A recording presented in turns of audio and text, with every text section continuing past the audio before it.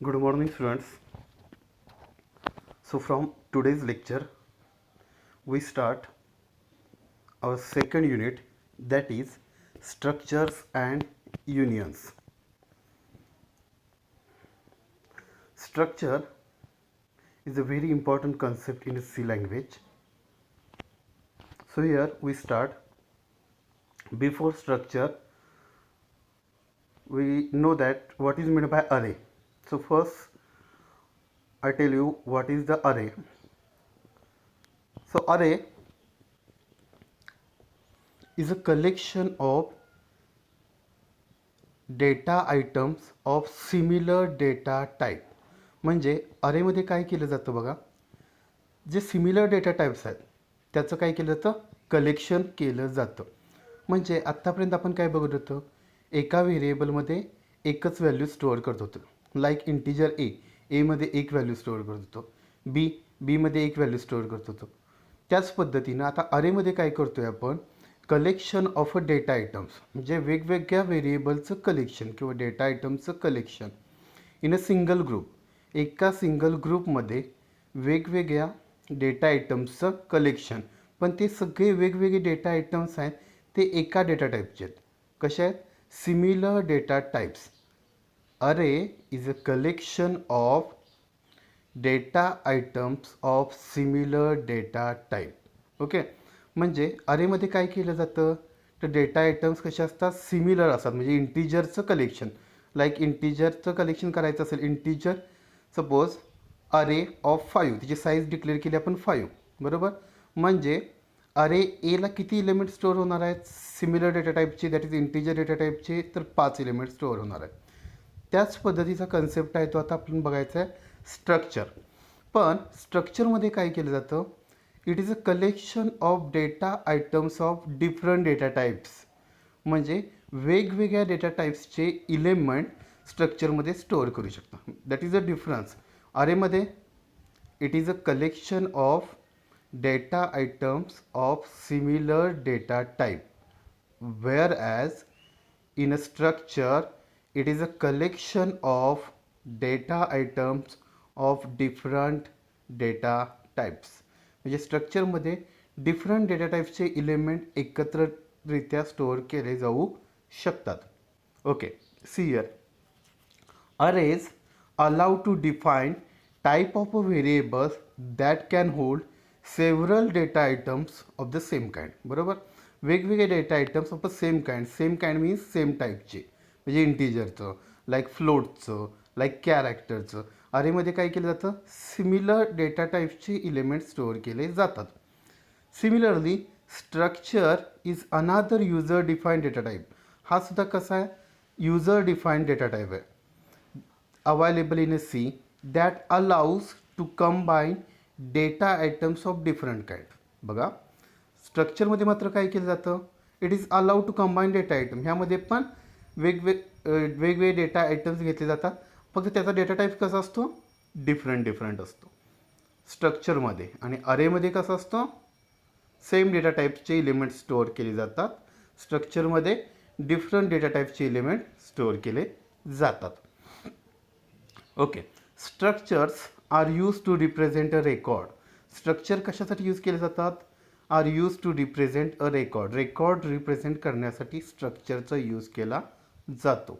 Suppose you want to keep track of your books in a library. लायब्ररीमधील बुक्सचं तुम्हाला काय करायचं, रेकॉर्ड मेंटेन करायचं आहे. त्यासाठी आपण काय करणार आहोत, स्ट्रक्चर यूज करणार आहोत. You might want to track the following attributes about each book. प्रत्येक बुकचे काही ॲट्रिब्यूट्स आहेत. आता ते ॲट्रिब्यूट्स कुठलं बघा, प्रत्येक बुकला काय असणार आहे, टायटल असणार आहे, त्याचा ऑथर असणार आहे, त्या बुकचं सब्जेक्टचं नाव असणार आहे आणि बुकचा आय डी असणार आहे. असे 4 वेगवेगळे ॲट्रिब्यूट्स आहेत बघा. म्हणजे स्ट्रक्चरमध्ये आपण काय करतो, रेकॉर्ड किपिंग करतो, रेकॉर्ड मेंटेन केलं जातं स्ट्रक्चरमध्ये. मग स्ट्रक्चरमध्ये आपण एक एक्झाम्पल बघतोय की लायब्ररीमधील बुक्स आहेत, त्याचं आपल्याला रेकॉर्ड मेंटेन करायचं आहे. पण जर एक बुक घेतलं तर तिचे फॉलोइंग ॲट्रिब्यूट्स आहेत बघा, टायटल आहे, ऑथर आहे, सब्जेक्ट आहे आणि बुक आय डी आहे. त्याच पद्धतीने आणखी त्याचे ॲट्रिब्यूट्स येऊ शकतील. बुकचं प्राईस येऊ शकतं, बुकच्या पेजेस येऊ शकतात, किती पेजेसचं बुक आहे, हे त्याचे काय झाले ॲट्रिब्यूट झाले. आता इथे 4 ॲट्रिब्यूट्स घेतलेत, टायटल, ऑथर, सब्जेक्ट आणि बुक आय डी. आता मला सांगा टायटल म्हणजे काय आहे रे, स्ट्रिंग आहे. टायटल आपण सपोज एखाद्या बुकचं टायटल देतोय, लाईक सी प्रोग्रॅमिंग, हा त्याचं टायटल आहे.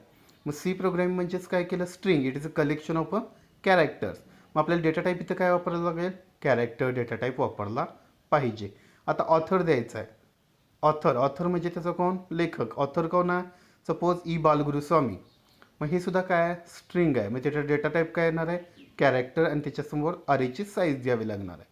परत सब्जेक्टसुद्धा काय आहे आपला, स्ट्रिंग आहे. ठीक आहे. मग सब्जेक्ट स्ट्रिंग आहे तर त्याचा डेटा टाईप काय येणार आहे, कॅरेक्टर येणार आहे. आणि लास्ट आपला इथं घेतलेला आहे ॲट्रिब्यूट बुक आय डी. आता आय डी कसा असतो, नेहमी नंबर असतो. मग आय डीसाठी आपला डेटा टाईप काय येणार आहे, ऑब्वियस इंटीजर डेटा टाईप येणार आहे. सपोज मी प्राईस घेतला, इथं एक एक्स्ट्रा ॲट्रिब्यूट घेतला प्राईस. तर प्राईस नेहमी कसा असतो रे, फ्लोटमध्ये असतो. प्राईस कसा असतो, फ्लोटमध्ये. सपोज 299.95 पैसे, 305.25 पैसे, अशा पद्धतीने प्राईस असणार आहे.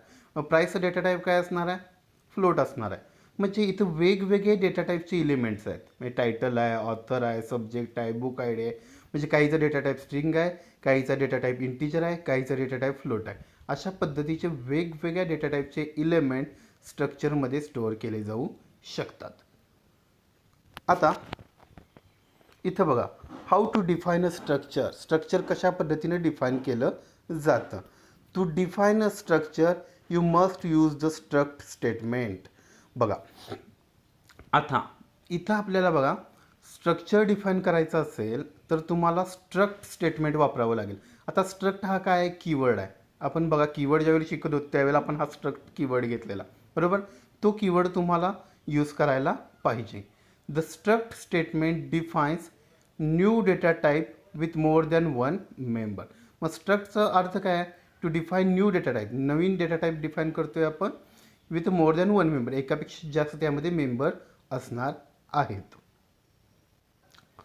म्हणजे स्ट्रक्ट ह्या कीवर्डवरून लक्षात येईल की हे स्ट्रक्चर यूज केलेलं आहे. सो ज्यावेळेला तुम्ही एखादं स्ट्रक्चर यूज करताय, you must specify struct keyword. The format of the struct statement is as follow. आता बघा, स्ट्रक्ट लिहिलं आहे, स्ट्रक्चरचं टॅग. आता स्ट्रक्चरचं टॅग म्हणजे स्ट्रक्चर कशाचं केलं आहे, बुक्सचं केलं आहे का, एम्प्लॉईचं केलं आहे का, स्टुडंटचं केलं आहे का, कशाचं केलं आहे, हे कशावरून कळतं, त्या स्ट्रक्चरच्या टॅगवरून. ठीक आहे. म्हणजे पहिल्यांदा तुम्हाला काय डिफाईन करावं लागेल, स्ट्रक्ट कीवर्ड, त्यानंतर स्ट्रक्चरचं टॅग नेम. म्हणजे सपोज आपल्याला बुक्सचं करायचं आहे तर स्ट्रक्ट बुक्स येणार. ठीक आहे. आणि परत कर्ली ब्रेसेस घ्यायचा, त्यामध्ये मेंबर डेफिनेशन. आता मेंबर डेफिनेशन म्हणजे काय, कुठले आपण वापरणार आहे ॲट्रिब्यूट्स. मगाशी बघितलं टायटल ॲट्रिब्यूट्स वापरणार आहे. परत काय वापरणार आहोत आपण, ऑथर वापरणार आहोत, बरोबर. त्यानंतर आपण काय सब्जेक्ट वापरणार आहोत. परत आपण काय वापरणार आहे, बुक आय डी. हे झाले त्याचे मेंबर. हे काय झाले, स्ट्रक्चरचे मेंबर. आणि खाली कर्ली ब्रेसेस क्लोज केला आहे, one or more structure variables. आता बघा इथं स्ट्रक्चर बुक्स घेतला, बरोबर. बुक्स घेतला, जर एका बुकचं करायचं असेल तर कर्ली ब्रॅकेट नंतर मी बुक्स म्हणेल आणि सेमिकोलॉन देईन, बुक्स म्हणेन आणि सेमिकोलॉन देईन. पण जर माझे बुक्स 3, 4, 5 एकापेक्षा जास्त असतील, तर सपोज मला 3 बुक्सचं करायचं असेल तर मी काय म्हणेन, स्ट्रक्टवर बुक्सच, बरोबर, स्ट्रक्ट बुक्स. आणि खाली लिहिताना कर्ली ब्रेसेस झाल्यानंतर one or more structure variable म्हटलं आहे, इथं मी काय करणार, बुक्स B1, B2, B3. कारण 3 बुक्सचं करतोय म्हणून त्याला व्हेरिएबल काय डिक्लेअर केलं आहे, B1, B2, B3 आणि सेमिकोलॉन. समजलं इथं.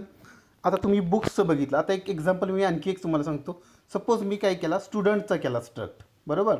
मग स्टुडंटमध्ये काय काय येईल रे, स्टुडंटचा रोल नंबर, बरोबर आहे, स्टुडंट नेम आणि स्टुडंट मार्क्स. ठीक आहे. 3च मी ॲट्रिब्यूट घेतले. कुठले, स्ट्रक्ट स्टुडंट.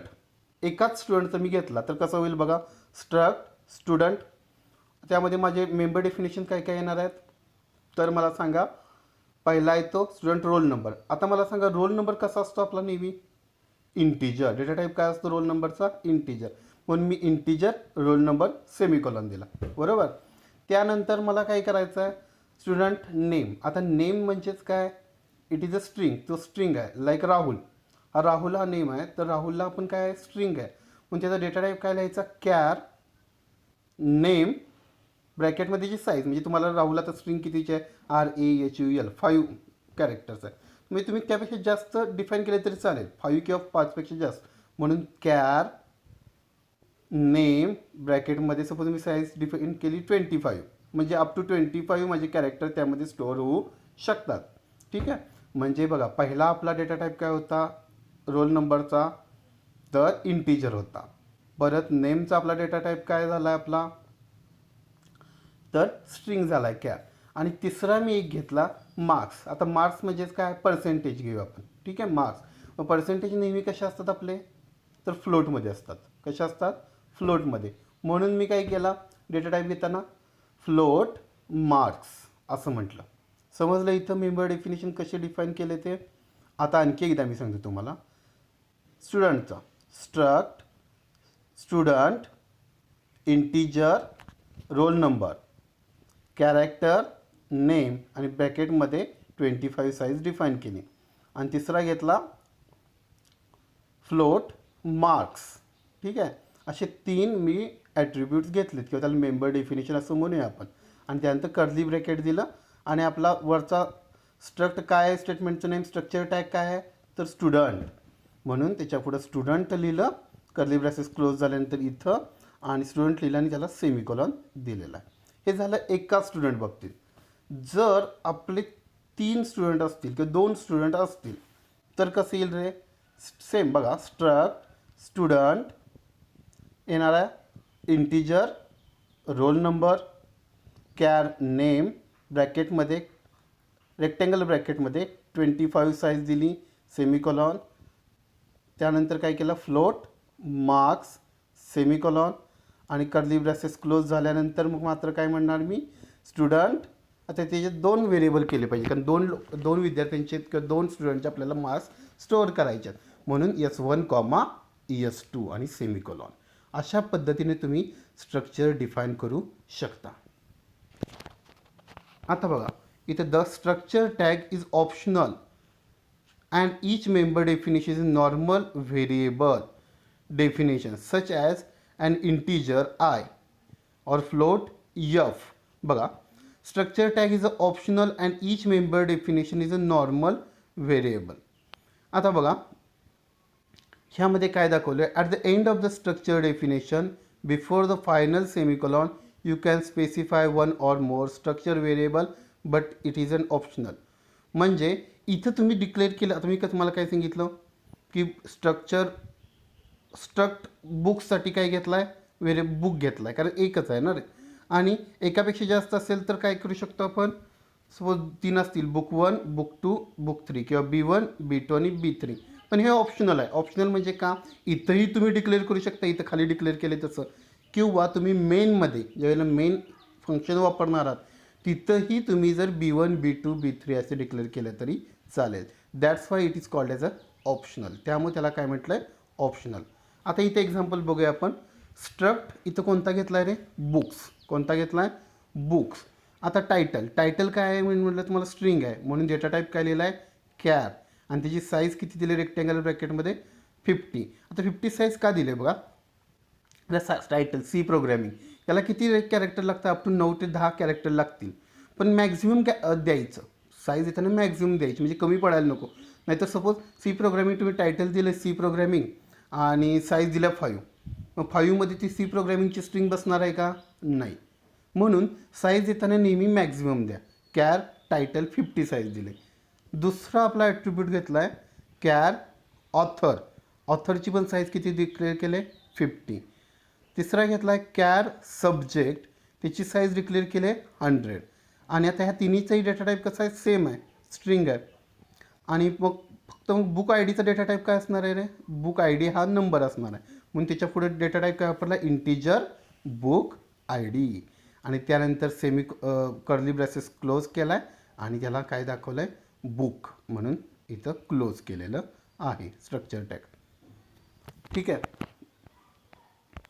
आता how to accessing structure member access कसे करायचे म्हणजे रिट्राईव्ह कसे करायचे. To access any member of a structure we use the member access operator. Dot member access operator कोणता आहे डॉट ह्या ऑपरेटरनं स्ट्रक्चरमधील मेंबर तुम्ही काय करू शकता ॲक्सेस किंवा रिट्राईव्ह करू शकता. ठीक आहे. ॲक्सेसिंग स्ट्रक्चर मेंबर. आता हा विचारतील MCQला which operator is used to access the member of a structure, so that is called as a member access operator आणि तो काय असतो dot. The member access operator is coded as a period between the structure variable name and structure member that we wish to access. म्हणजे आपल्याला काय करायचं आहे structure मेंबरमधला कोणता स्ट्रक्चर व्हेरिएबल तुम्हाला ॲक्सेस करायचा आहे ते डॉट ऑपरेटरनं तुम्ही ॲक्सेस करू शकता. You would use the keyword struct to define variables of a structure type. तुम्हाला कोणता कीवर्ड यूज करावा लागेल struct. The following example shows how to use the structure in a program. बघा एक एक्झाम्पल घेतो आहे त्यामध्ये तुम्हाला समजेल कशा पद्धतीनं स्ट्रक्चर यूज करायचं प्रोग्राममध्ये. इथं तुम्हाला अगदी व्यवस्थित समजून घ्या काही गडबड नाही आहे. बघा हॅश इन्क्लूड stdio.h वरती वापरला. हॅश इन्क्लूड कोणीही वापरला तरी चालेल. त्यानंतर स्ट्रिंग कारण स्ट्रिंग आपण यूज करणार आहोत म्हणून हॅश इन्क्लूड string.h वापरला. आता वरती बघा मेनच्या अगोदर ती इंटिजर मेन वापरला म्हणजे रिटर्न टाईप द्यायचा आहे. वाईड मेन वापरला असेल रिटर्न टाईप घ्यायची गरज नाही. ठीक आहे. मग मेनच्या वरती नेहमी स्ट्रक्चर डिक्लेअर करायचं. बघा मेन आपण फंक्शन घेतो त्याच्यावरती स्ट्रक्चर डिक्लेअर. आता इथं स्ट्रक्ट बुक्स याच्यावरून लक्षात येईल स्ट्रक्ट बुक्सवरून बुक्स नावाचं काय केलं आहे स्ट्रक्चर क्रिएट केलं आहे. बरोबर बुक्स नावाचं स्ट्रक्चर क्रिएट केलेलं आहे. कर्ली ब्रॅसेस दिला आहे त्यामध्ये किती ॲट्रिब्यूट दिसत आहेत तुम्हाला 4 ॲट्रिब्यूट दिसत आहेत. कुठले कुठले टायटल आहे ऑथर आहे सब्जेक्ट आहे आणि बुक आय डी आहे. बरोबर मग टायटलचं मगाशी सांगितल्या पद्धतीनं त्याचा डेटा टाईप लिहिला कॅर त्याची साईज दिली. ऑथरचा डेटा टाईप लिहिला कॅर त्याची साईज दिली आहे. सब्जेक्टचा डेटा टाईप दिला आहे कॅर त्याची साईज डिफाईन केलं आहे. आणि शेवटचा आपला कोणता घेतला आहे आपण इथं ॲट्रिब्यूट्स तर बुक आय डीचा डेटा टाईप काय आहे इंटिजर आणि सेमिकोलॉन दिला आहे. मग तुम्ही म्हणाल की इथं मग बुक्स तिथं सेमिकोलॉनच्या अगोदर म्हणजे कर्ली ब्रेसेस नंतर का डिफाईन केला नाही. मग आपण बघितलं तो ऑप्शनल आहे. एक तर तिथं वापरा किंवा खाली वापरलं तर चालेल. तिथं वापरलं तरी चालेल किंवा खाली. आता खाली कुठं तर मेनमध्ये. आता मेनमध्ये बघा त्यांनी कसं वापरलं आहे स्ट्रक्ट बुक्स. आता बघा स्ट्रक्चर कोणता आहे बुक्स त्याचा काय केला एक व्हेरिएबल क्रिएट केला आहे कोणता बुक 1. बघा 2 बुक्ससाठी.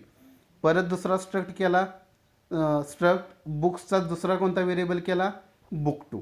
मग इथेही लिहिलं असं तरी चाललं असतं. कुठं ज्यावेळेला स्ट्रक्ट बुक आपण डिफाईन केला आहे इथं कर्ली ब्रॅसेस क्लोज करून सेमिकोलॉन दिला आहे स्ट्रक्चर क्लोज केला आहे त्याच्या अगोदर काय म्हटलं असं तुम्ही बुक्स बुक 1 बुक 2 असंही म्हटलं असं तरी चालेल. म्हणजे इथं स्ट्रक्चरच्या एंडिंगला तुम्ही डिफाईन केलं तरी चालेल किंवा मेनमध्ये डिफाईन केलं तरी चालतं आहे. म्हणून त्याला ऑप्शनल म्हटलं आहे. स्ट्रक्चरमध्ये शेवटी तुम्ही डिफाईन करू शकता किंवा खाली मेनमध्येही डिफाईन करू शकता.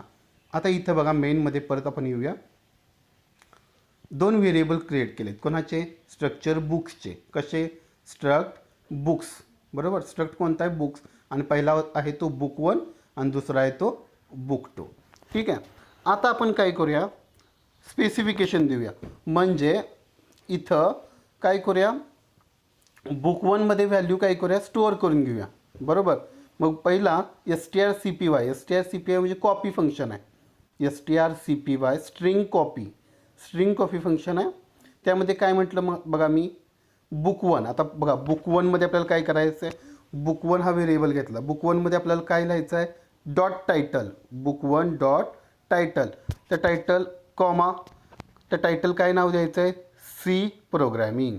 बघा बुक 1 पहिला व्हेरिएबल म्हणजे पहिला बुकची व्हॅल्यू आपण आता स्टोअर करतो आहे strcpy ब्रॅकेटमध्ये बुक 1 डॉट टायटल ॲट्रिब्यूट त्यामध्ये कोणती कॉमा त्यामध्ये कोणती व्हॅल्यू स्टोअर करायची आहे सी प्रोग्रॅमिंग.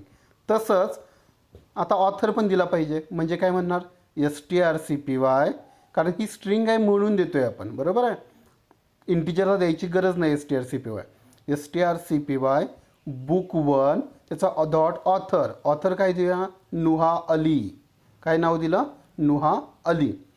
आणि तिसरा आपला ॲट्रिब्यूट आहे तो सब्जेक्ट आहे, strcpy book one dot subject comma in bracket C programming tutorial अशा पद्धतीने नाव दिलं.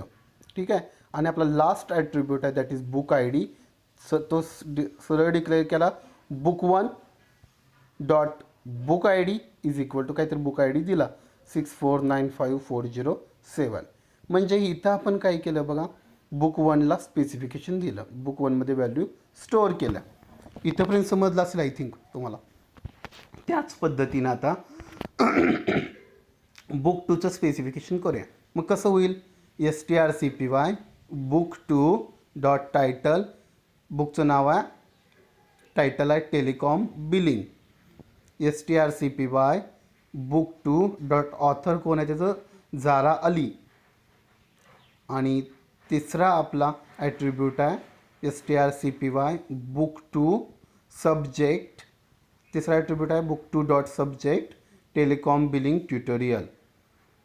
आणि आपला चौथा ॲट्रिब्यूट आहे कोणता आहे तो, बुक आय डी, हे दुसऱ्या बुकसाठी बरोबर, म्हणून book two dot book I D is equal to 6495700.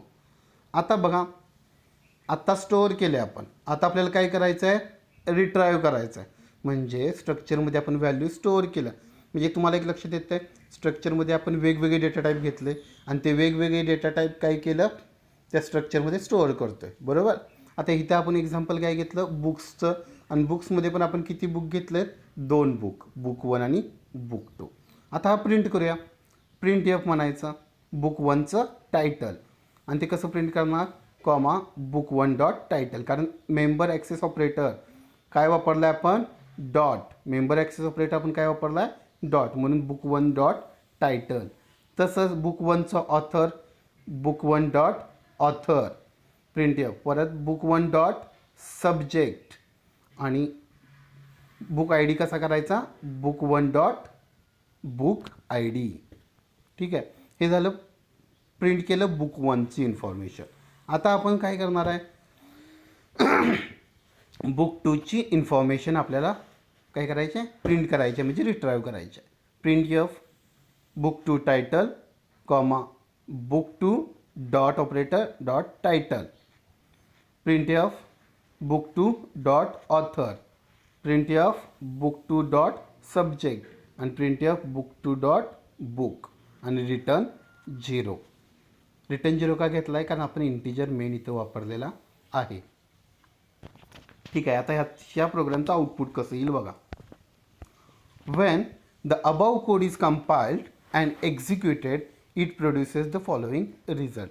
आता बघा, बुक वन टायटल आपण काय असणार आहे, सी प्रोग्रामिंग जे आपण स्टोअर केलेलं तेच प्रिंट होणार आहे.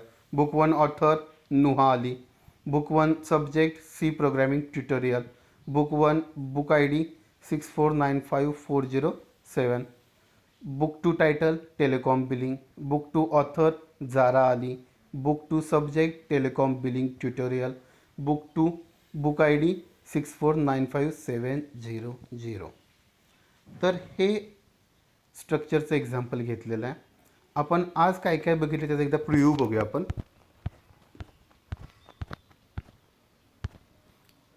सीमधील ॲडव्हान्स प्रोग्रॅमिंग इन सी मध्ये आपण आज युनिट नंबर 2ला स्टार्ट केला. त्यामध्ये आपण काय बघतो आहे, स्ट्रक्चर्स बघतो आहे. त्या युनिटचं नाव आहे स्ट्रक्चर्स अँड युनियन. सो आपण पहिला पार्ट बघतो आहे, स्ट्रक्चर्स बघतो आहे. स्ट्रक्चरमध्ये काय केलं रे, अरेमध्ये काय केलं जातं, it is a collection of data items of a same data type. आणि स्ट्रक्चरमध्ये it is a collection of data items of a different data types. ह्यामध्ये आपण एक्झाम्पल बघितलं की कोणतंही स्ट्रक्चर घेतलं तर त्याचे ॲट्रिब्यूट्स घ्यायचे. आता इथे ॲट्रिब्यूट्स दिसत आहेत, टायटल, ऑथर, सब्जेक्ट आणि बुक आय डी. या प्रत्येक ॲट्रिब्यूटचा डेटा टाईप वेगवेगळा आहे. त्यानंतर डिफायनिंग स्ट्रक्चर, स्ट्रक्चर कशा पद्धतीने डिफाईन करायचं, कीवर्ड वापरायचा. त्यानंतर स्ट्रक्चरचं नाव द्यायचं, त्यालाच काय म्हणतो, स्ट्रक्चर टॅग म्हणतो आपण. आणि त्यामध्ये किती आपण ॲट्रिब्यूट्स वापरणार आहे त्याला म्हणायचं मेंबर डेफिनेशन. आणि कर्ली ब्रॅसेस क्लोज केल्यानंतर तुम्ही स्ट्रक्चरचे व्हेरिएबल तिथं डिक्लेअर करू शकता किंवा तुम्हाला सांगितल्या पद्धतीने मेनमध्येही तुम्ही डिक्लेअर करू शकता. त्यानंतर स्ट्रक्चर टॅग कशा पद्धतीनं घ्यायचा विथ एक्झाम्पल इथे दाखवलं आहे स्ट्रक्चर बुक्स घेऊन. त्यानंतर ॲक्सेसिंग स्ट्रक्चर मेंबर्स, त्यालाच काय म्हणायचं मेंबर ॲक्सेस ऑपरेटर, तो कोणता असतो तर डॉट असतो. त्यानंतर एक्झाम्पल आपण बघितलेलं आहे इथं. एक स्ट्रक्चर बुक्स घेतलं, त्यामध्ये 4 ॲट्रिब्यूट्स घेतले, टायटल, ऑथर, सब्जेक्ट आणि बुक आय डी. त्या सगळ्यांचा डेटा टाईप वेगवेगळा आहे. मेनमध्ये परत काय घेतलं आहे, स्ट्रक्चरचे 2 व्हेरिएबल घेतले, म्हणजे बुक्स या स्ट्रक्चरचे 2 variable, that is book 1 book 2. त्यामध्ये स्पेसिफिकेशन केलं, बुक 1मध्ये व्हॅल्यू पुट केल्या, बुक 2मध्ये व्हॅल्यू पुट केल्या आणि त्या व्हॅल्यू आपण काय केल्या रिट्राईव्ह केल्या, म्हणजेच काय केल्या प्रिंट केलेल्या आहेत. तर आजच्या लेक्चरमध्ये आपण स्ट्रक्चरबद्दल, त्याची define, how to define structure, how to access the structure variables with an example बघितलेलं आहे.